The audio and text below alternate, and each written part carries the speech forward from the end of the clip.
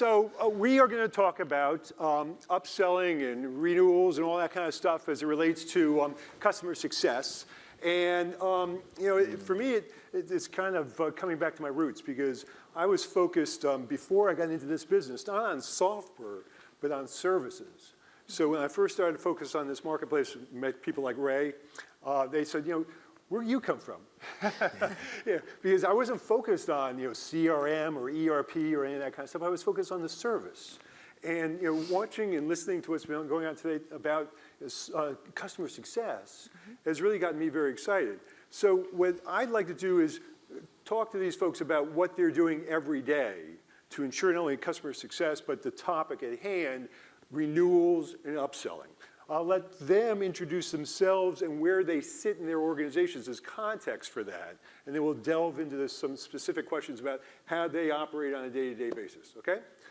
Kathy, I'll let you start. Perfect. So Kathy Lord, I run the direct sales organization and customer success teams for a cloud company called Intacct. We sell financial management and accounting systems to mid-market organizations. So definitely a very complex product. And for those of you who did think that Bruce Felt looked scary, that's the guy we sell to every day. And that's the pessimistic, conservative person that we've got to convince they should do open heart surgery on their company and put in a new product. Now, the great news is that once we convince them to do that, because no matter what product you're replacing it with, it is a painful process. We have very high retention rates because it is hard to switch out those products. So with that as a mindset of the complexity of the product we sell, as well as the ability to retain those customers over time, I think that'll set the stage for some of the conversations that we have and contrasting that versus Bernie's organization. Good. And Bernie, tell us about your company and what you do. Sure. So Bernie Kassar, been with Xactly for 6 years. Xactly's been around for 8 years. Hopefully a lot of you have heard of us. Similar to Kathy, we sell to the CFO, but our end user is the sales organization. We automate how you pay compensation, and a lot of organizations in the crowd today use our product, and the way we go to market is through a direct sales staff. I am responsible for the customer success organization as well as the support organization, so we'll talk a little bit more about how those synergies work to our advantage. But similar to Kathy, because it is a financial app and we are calculating math at the end of the day and how people are getting paid, it's a very sticky proposition once you get it right. So we're in a high retention business, which is great for us. We're also expanding. Next month, we're releasing a product that is going to allow us to pay the entire organization. So if you are on an MBO, you can actually be motivated and incented through our products to really be able to align the whole organization to corporate objectives. Great. Okay. Now, talk about a couple of things. Number one, where you sit in the organization, who you report to, but also you said there were 2 organizations you're managing. Talk about where the line of demarcation is between those 2 organizations, customer support and customer success. Sure. It's a good question. So both groups report into our COO, and think of us, Chief Operating Officer have a lot of different definitions depending on which company you work at. For us, Evan Ellis, who is our COO and happens to be in the crowd, he manages everything that's customer facing. So once the product is sold, that's when his teams take over. So it's professional services, implementing the product. Once it's implemented, support takes over, and they're handling your traditional support type cases. And that's the same time that customer success gets engaged. In addition to that, he's managing the operations. So the application, the uptime, all the things that the customer is relying on, as well as the engineering staff and product management. So it's a little bit different than what you've heard from other organizations today, but we're right there with the operations group. Good. Kathy, where do you sit? Sure. So I report up to the CEO, and so our customer success team sits in with the sales organization today. However, I will comment that we are joined at the hip with our client services organization, so that's implementation services and support. And so we work very closely with them, whether it's resolving customer issues, or if it's how do we leverage the services team to drive greater value for our customer and get them to use more and more of the product. So although ultimately the revenue from the renewals and the add-on rolls up into my organization, it's really the entire village or the entire company that we've built that collaboration from. And I'll say one of the things that I think is very unique that Intacct has, and I haven't had it at other companies, is customer success is at a core of the company. The entire organization has an MBO around the Net Promoter Score for the company, and so each organization is targeted with specific MBOs on a quarterly basis of how do we drive customer success. So it really does empower my team, who to some degree maybe is that air traffic controller that then brings in the resources from the right part of the company to drive the success for the customer. And Bernie, how does that compare to what you guys do in terms of MBOs and the rest? Well, we have our core values spells out care, and the C is customer focus. Mm-hmm. So it's prevalent throughout the organization. The beauty of reporting into the operation side versus sales is you can really hold everybody honest. And what I mean by that is you have an opportunity as you're gathering data from your customer to go to the products team, to go to the engineering team, and really talk about here's some of the challenges that are happening, or the positive, here are the things they like. We should spend more money in this area. Mm-hmm. So you really get the benefit of getting the whole organization involved. And with customer focus being one of our core values, I did a cheesy thing once at a sales kickoff meeting. I deputized everybody into the customer success group and said, it's not just the handful of people that have the customer success label.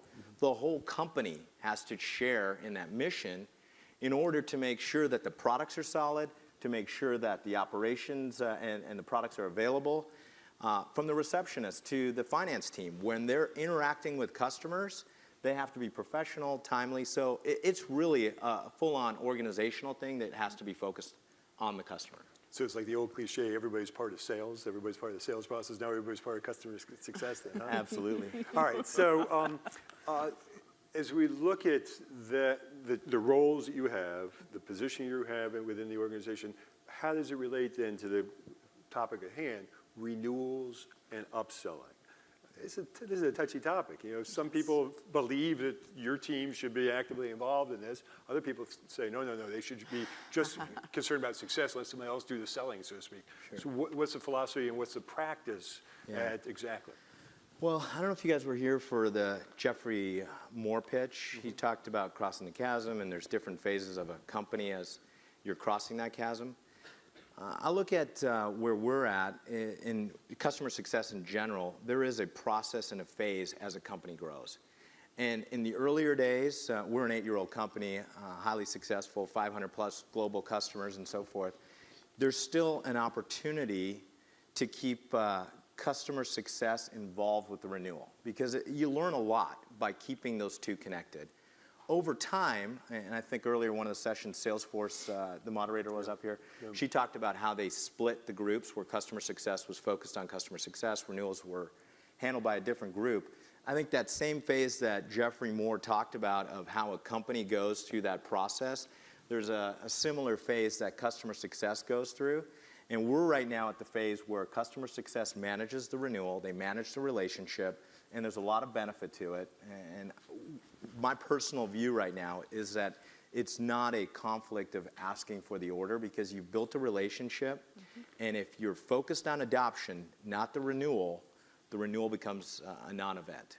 Okay, so we'll stick with just renewals for now, and we'll get into upselling and cross-selling in a moment, but let's stay on the renewal topic. What are you doing, Kathy? Absolutely. So we divide up our sales organization where the new business reps focus on new business, and as soon as that customer goes live, they get transitioned to customer support and to the customer success team.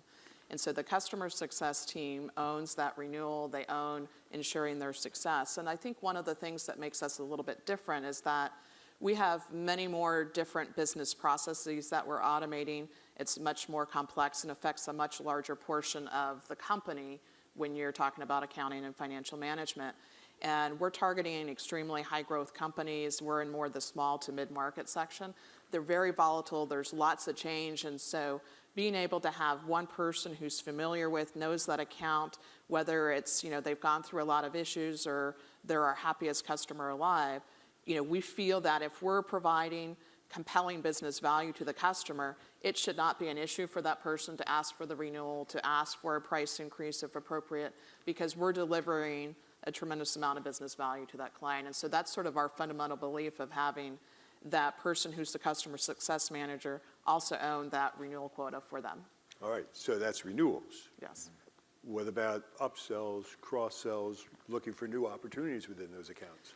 So they own that as well. Okay. And for the same reason, because if you're in there and you're talking with the CFO, you're talking with the finance organization, and they're expanding globally, they're bringing on a couple of different countries, or now they're launching a new product, and they've got revenue recognition to manage. Being able to talk to that both in the context of, here's the product you're currently using, we want to add on these additional products. It's a natural place to have one person own and manage that relationship with them. And so what we do for our customer success team is each of those reps actually has a quota that's a combination of the renewal dollars that we're expecting minus some planned churn, because we target that smaller end of the market where there's unfortunately death and marriage, as well as we have a target incremental CMRR dollars per client per quarter, and we put that on top of it. So their number is a combination of both of those pieces. How they get there, it doesn't necessarily matter.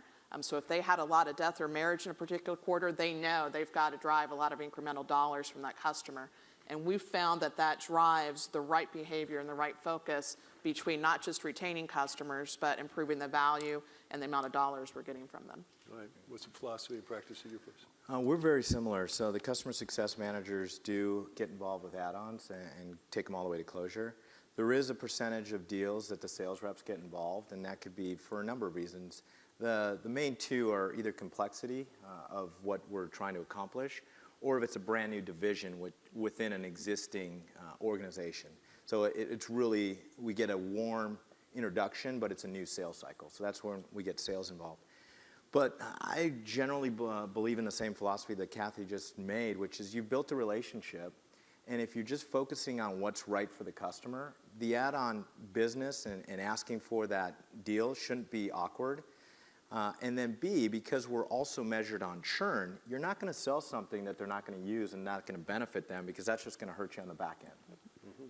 So what about from a compensation point of view? Are there incentives in place? Are there rewards? How do you go about compensating these folks for doing the right thing? Yeah.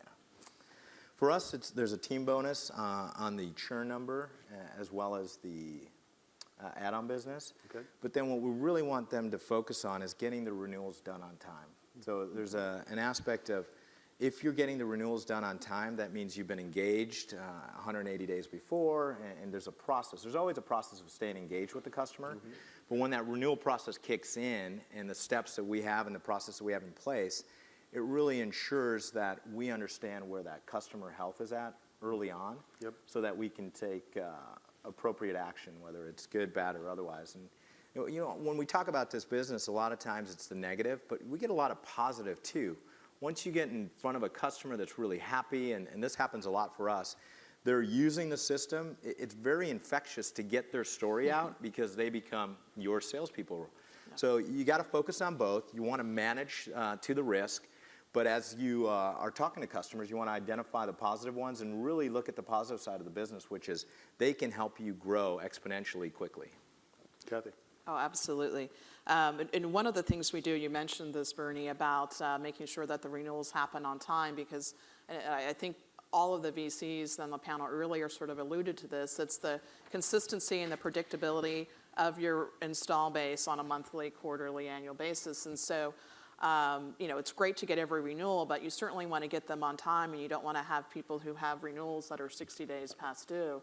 We've actually implemented, from a comp plan perspective, a component that if the renewal is not closed prior to their renewal date, they actually get paid at a substantially lower rate on that renewal. They still get money for it, but it's substantially lower. And as you mentioned, Bernie, if you're engaged with that account on a regular basis, And based on maybe market segmentation, you may communicate more frequently or less frequently with your particular account. That renewal should just be a natural course of action. And if there are any obstacles that would potentially delay or impact that renewal, that's the job of the customer success team, where they should be out in front of that and be proactive about addressing those issues and what's happening in that company. So. All right, I've got a couple more questions I want to throw your way, but I want to see how many questions we might get from the audience in the meantime. And there is an incentive involved here. I'm not going to say what it is, but there is a reward system that I was just told about as I walked up here, by the way. So this guy's grabbing the opportunity. Why don't you stand? I'm not sure if you got a microphone in any place. I don't see a microphone coming, so why don't you just speak up, please? One of the things that was mentioned this morning, the CFO mentioned, at renewal, he asked sweeteners.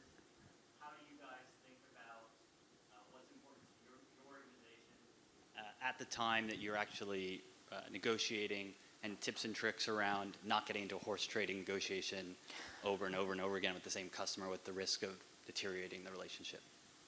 So somewhere in there was a question about the sweeteners that were referred to earlier today.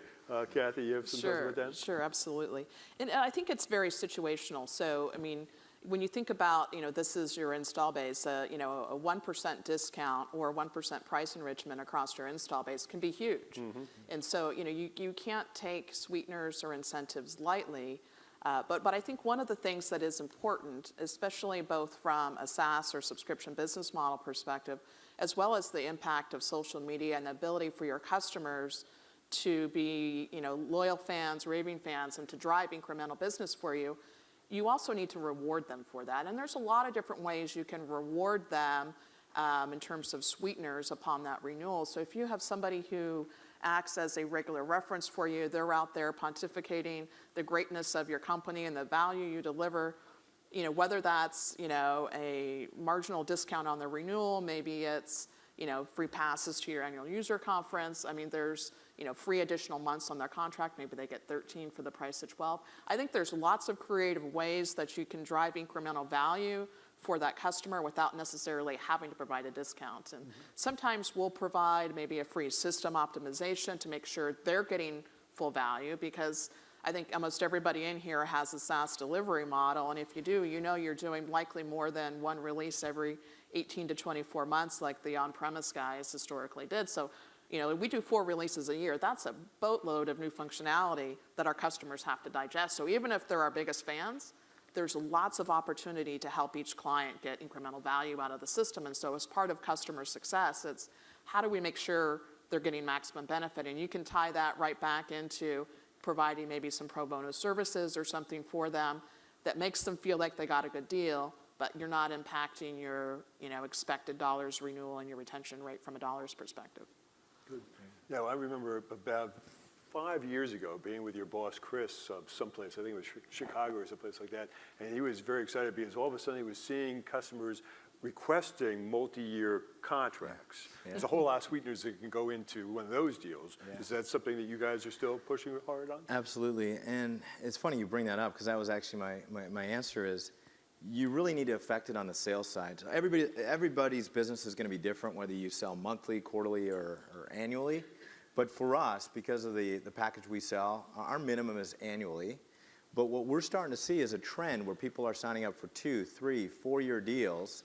And if you can get them to sign up for that amount of time initially, upon renewal, you can start talking about the negotiated price is based on a couple of things: volume, term of contract, and then the bundle of products. Mm-hmm. So in order to preserve that price, I'm going to have to renew you at that same amount of term. And a lot of companies say after the first term they want to go down to a year, and that's how you work back and forth together to make it a fair deal for both sides. It's like, hey, listen, you can't have your cake and eat it too.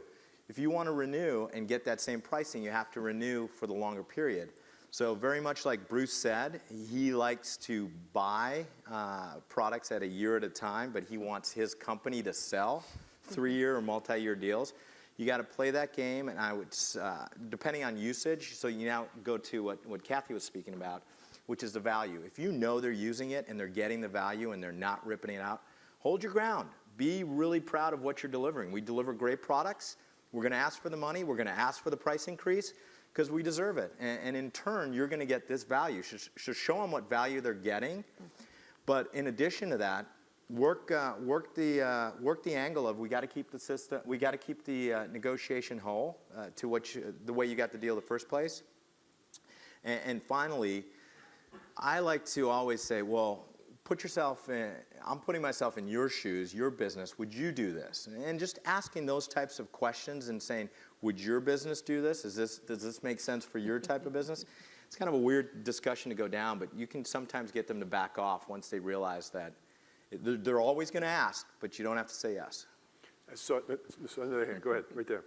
I have a question about how do you prevent burnout and turnover on your team? I mean, this kind of job is very high stress, it's very fast moving.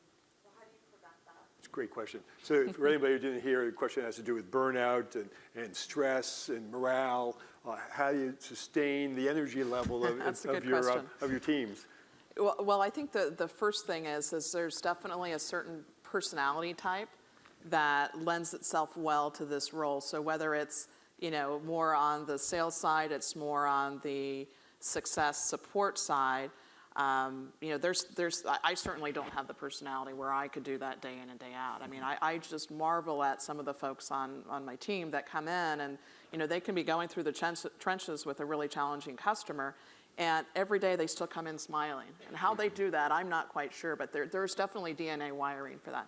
I think aside from the natural born aspects of that, it's how do you make what you're doing fun? How do you make it feel like you're really making a difference for each of those customers? And so when you make it personal with the customers and you make that, rep feel like they are helping that customer run their business better, they are helping drive that growth for the client, and you recognize them. So, if they've had just a run of maybe, for whatever reason the black cloud was over their set of customers, you give them a day off or give them, recognition at a company meeting.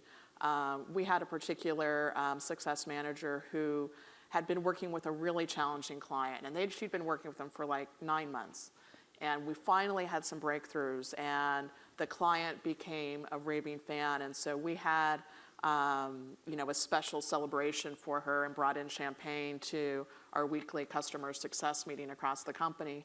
And she was practically in tears. She was like, "Oh, I feel so happy that I'm appreciated." And it's not often, a monetary component, but it's often just that recognition that the company realizes what they're going through every day, and it is hard. You're sort of that doctor in the emergency room sometimes. Yeah. Do you do any kind of a rotation of staff? We personally don't. Knock on wood, I've been lucky, haven't had that issue, but maybe it's because the company itself has a great culture, so that helps. Recognition is huge. I don't know if a lot of you guys use Salesforce, but we use Chatter internally. So getting the word out about what a customer has done, whether it's a renewal, it really helps that individual. And profiling is the best way to go about it. It is a certain person that likes to solve problems and likes to build relationships that are really going to be successful. And obviously a number of other things, but you got to look for the right profile for that. On the support side, definitely have that challenge, because that's different than success, because you're really, the only time support people get a call is when something's on fire. Or they have, once in a while, they have questions about this, that, or the other. But when it comes to that, it's how you build that organization. So in our case, we build an organization realizing there is a length of time that individual can do that role. Mm-hmm. But if you build it in the right way and you train them properly, they can go to different parts of the organization and be even more successful because of the experience they had in support. Or they can go externally to a customer and help you become successful that way. But you just know that that's the model, and you build around it, and you recruit, and you hire that way. Good point. Another question here. Yeah, when you have a land and expand strategy, you have a hunter that gets the original account, but then you may get a whole lot more upsell opportunities. So how much do you keep the hunter involved driving the deal, and at what point do you turn it over exclusively to the CSM team? You talked a little bit about that, Kathy. Why? Yeah, and so it depends on, my answer would be very different if I was focused on enterprise, but we're focused on the small, medium-sized market. So, it's not like, GE where you've got, 20 different branches and you're trying to sell into each one of those, and that's truly like a net new customer sell. So for us, the original sales rep owns that, or the hunter owns that customer, and any incremental add-ons or anything from them and any potential debooks for some reason, so we've got checks and balances there, until that customer goes live and gets transitioned to support. Everything after that is owned by the customer success team. There are a few situations where we deal with a lot of marriages. So if the client gets acquired by a larger company, we now want to sell into the larger company, we will bring in a hunter back in to manage that because it's like a truly net new sales cycle. So there are situations like that, and especially in technology vertical where there's lots of interminglings amongst companies. So. You're dealing with larger enterprises, so how are you working? Yeah.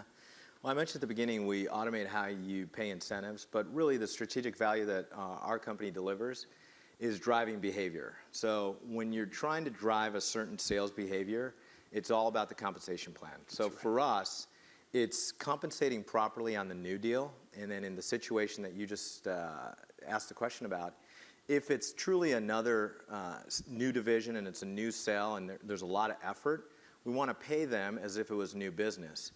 But if it's, hey, we got a great reputation in the account, we just want to roll it out to a new division, we need 300 more subscribers, doesn't make sense to have your high-paid hunter focus on an opportunity like that. You still want to pay them, but it's at a different percentage, and you want to have the customer success manager run with it, take care of it. You have your well-paid hunter finding new business, but still incented just enough to still care. So it's all about driving behavior. So if anybody needs a system. You've got one. Chris has taught you well. I thought I saw one more hand over on this side here. We have time for one more audience question? No? Okay, now I'm going to ask the last question. And the question has to do with this, the data, to measure what you're trying to accomplish. Where are you driving that data from? I know in your case you're using Gainsight for at least some of that data. Yeah. Talk a little bit about that. Go ahead, Bernie. Sure. So we use two primary solutions, Salesforce and Gainsight. The metrics we look at are churn. And the way we look at churn is the harshest way possible, and it's the best way to manage the business. We take one number at the beginning of year, our revenue number, our run rate, and then we work all of our churn for the rest of the year into a number of different buckets, from non-renewals, discounts, downgrades, and so forth. The non-renewals, it's great to hear a company like SuccessFactors is experiencing the same thing we do. It's usually from those mergers and deaths when you do lose customers. Mm-hmm. But the idea is to really, it's like golf. You want to have the lower score wins in this game. And so we really, our metrics are all about the churn number. It is a company metric, so the executive staff is measured on it. And it's something that is probably the top 3 metrics in any SaaS company that you should be looking at. On the other side is the add-on revenue. And I can't remember which one of the VCs was talking about this, but our add-on business shows a very good metric for the health of the business. So you want to have that high percentage, 30s and 40% of your revenue coming back from the customer base. So we're keeping a strong eye on where's the revenue coming from, because that's really helping with the growth. Your customers are believing in your products, they're getting value, they're buying more stuff. And then if you are losing customers to controllable or uncontrollable churn being the marriage and death, which I love that new line. Yeah. But there is some controllable churn, and a lot of times was that second reason you lose that executive sponsor. It's how do you affect that? And really for us, it's about building more relationships in an organization. So if that does happen, it doesn't always happen, but that should be our goal, is to really be able to span across an organization so you have a foothold in a number of different departments. Kathy, what's the system of record, so to speak, for your success, for measuring your success? Absolutely. So very similar to Bernie. So we utilize a very highly customized version of Salesforce, which originally was all of our data relative to NPS score cases, what's going on in that account. However, we quickly found that it wasn't practical for our customer success reps to actually be able to, when they were on the phone, quickly get that information about an account. So we implemented Gainsight about a year ago. And so, the great thing about that is that it takes a lot of the data pieces we historically had and puts it in a very user-friendly sort of 360-degree view I got that customer on, I pull up the record, I immediately know their history, what's happening, what's their usage, any potential churn risk, what's their customer success color, they red, yellow, green. And we're able to share that information not just with the customer success team, but my counterpart in services and support, his team in support will utilize that information as well to help them better know how to respond to an account when they call in. Are they a hot red? Have they had a series of issues? Are they up for renewal? Or what's happening, so that we can spread that customer success activity across the organization. Terrific. Go ahead. I just wanted to add that that's probably the biggest ticket is using a system so that you can scale. So with Gainsight, it's really about risk mitigation, early alerts, and really being able to manage it quickly and getting efficiencies so your customer success managers can do more with less resources. Absolutely. Great job. Great job. Thank you for your questions, and thank you for your time. I hope you found this of value. These are two real good pros here. You should take advantage of them after the session is done and ask them some more questions. But in the meantime, help me thank them for their time.